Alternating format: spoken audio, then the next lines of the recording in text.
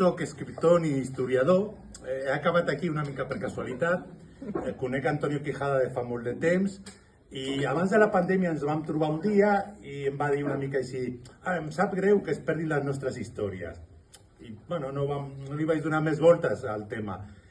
No soc escriptor, no soc historiador, és veritat, estaria bé que algú escrigués alguna cosa de les històries de la gent de nou barris, la clandestinitat i la lluita antifranquista. Va passar la pandèmia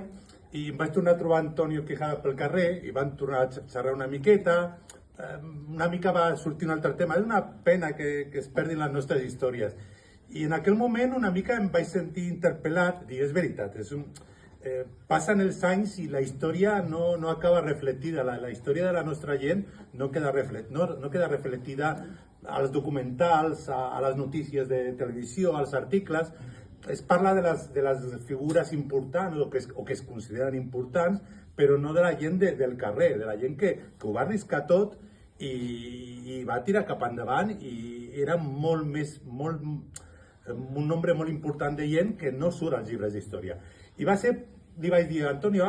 xerrem una mica, i jo pensant, en 10 pàgines escric un article de 10 pàgines i ja està solucionat, perquè al cap i a la fi jo havia anat cercant informació i tampoc no hi havia gaire informació sobre el Nou Barris, què passava a Nou Barris durant la Guerra Civil, ni tampoc hi havia informació sobre la repressió a les acaballes de la Guerra Civil, ni hi havia gaire informació fins a la mort de Facerías i la detenció del Rafael Lora i el Vicent Faus l'any 57 per muntar unes cèl·lules d'empresa i presentar-se a les eleccions sindicals i intentar canviar les condicions de vida. Fins al 57 pràcticament no hi havia res. Després hi havia una mica la detenció del pare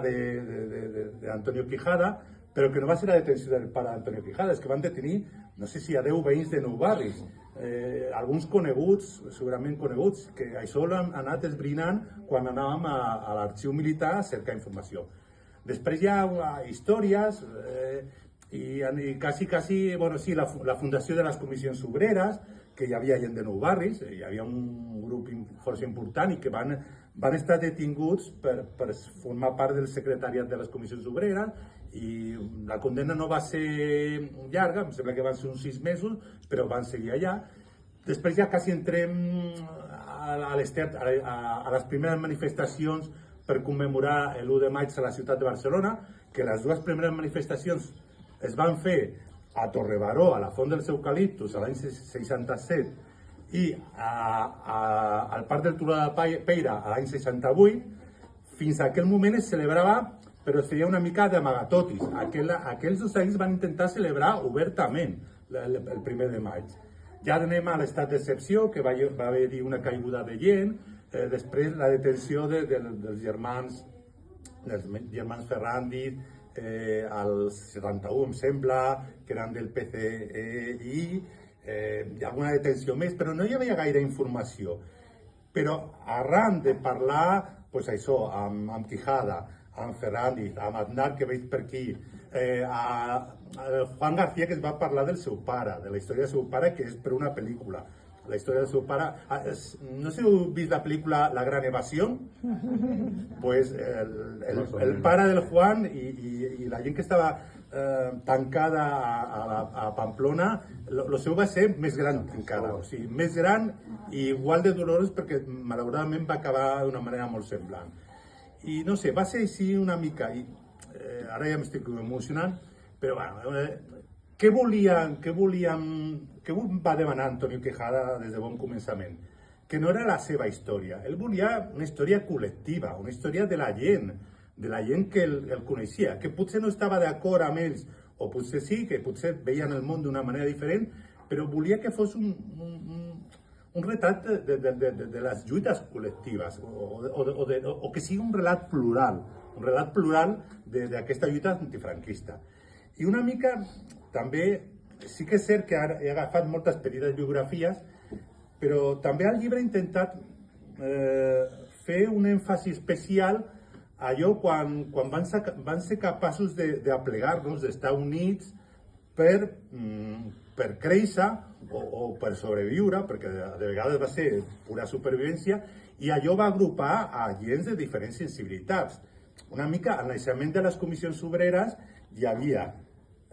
comunistes, anarquistes, socialistes, cristians, hi havia una diversitat de gent amb una sensibilitat, amb diferents visions, però que en aquest moment inicial del naixement de les comissions obreres, a l'any 64, si no m'equivoco mal en les dates, igual potser, hi havia un intent d'anar plegats a fer sindicalisme independent. Això es va anar reproduint. La taula democràtica també va ser un precedent de l'Assemblea de Catalunya, doncs també era una força, agrupava moltes sensibilitats. Les commemoracions de l'1 de maig doncs, hi havia gent de diverses opcions polítiques i, no sé, igual potser... Ah, sí, i després un seguit d'intents, que alguns van així i altres no, però potser no sé si heu sentit parlar de les comissions de barri, les comissions obreres de barri, les comissions obreres juvenils, les comissions de solidaritat amb els presos, que eren, en major o menor mesura, eren intents, de vegades eren intents de treball unitari, d'altres no, d'altres era, cada organització feia el seu intent o el seu, sota aquests noms, però van ser intents de donar solucions doncs, això, als presos i a les seves famílies, o amb les comissions de barri, comissions obreres de barri, intentar van ser un precedent en alguns llocs de les associacions veïnals i tot això. En un moment del llibre vaig estar tentat de parlar més encara del moviment associatiu veïnal. Ho vaig retirar perquè penso que el moviment veïnal de Nou Barris mereix un llibre propi i al 100% dedicat al moviment veïnal. Em sembla que ficar-lo aquí era una mica devaluar-lo, vaig trobar que era devaluar-lo, però parlo del moviment veïnal de Nou Barris, una mica del seu naixement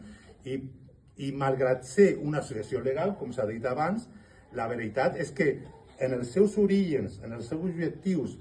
està molt vinculat amb tot el moviment, a les organitzacions clandestines que hi havia a Nou Barris, i a més té una part important. El moviment veïnal va fer desobediència civil davant situacions. O sigui, si calia manifestar-se sense autorització del governador civil, doncs es manifestaven. Si calia ocupar una nau industrial que feia asfalt, doncs ho ocupava. Si calia immobilitzar un autobús o fer-lo pujar cap a dalt de les muntanyes, ho feia. I una mica això. I vull dir això. No sé, així una mica he desordenat una mica, però jo em sembla que he trobat gent, o sigui, he retrobat gent que havia conegut, que ja no és amb nosaltres, que no em va explicar la seva història, perquè era gent molt humil, i que quan he trobat papers o he trobat les sentències i tot això, he descobert la seva història, que no m'havien explicat, que no anaven parlant ni parlant d'ella. Però veus que tothom que van intentar fer les coses, va sortir malament perquè molts d'ells van estar detinguts, potser van trigar un temps a tornar a participar a política o al moviment veïnal, ja alguns fins i tot no van tornar a reincorporar-se fins a la transició, a la democràcia, però jo em sembla que això, que trobareu gent coneguda, trobareu gent que heu sentit parlar, he intentat reflectir una mica el que van fer. Ningú va fer cap cosa dolenta per passar-se 10 anys a camps de concentració, batallons disciplinaris de treballadors, a les càrcels franquistes, no, per tenir llibres a casa, per escriure's amb persones que s'havien exiliat, per tenir cura d'una cua de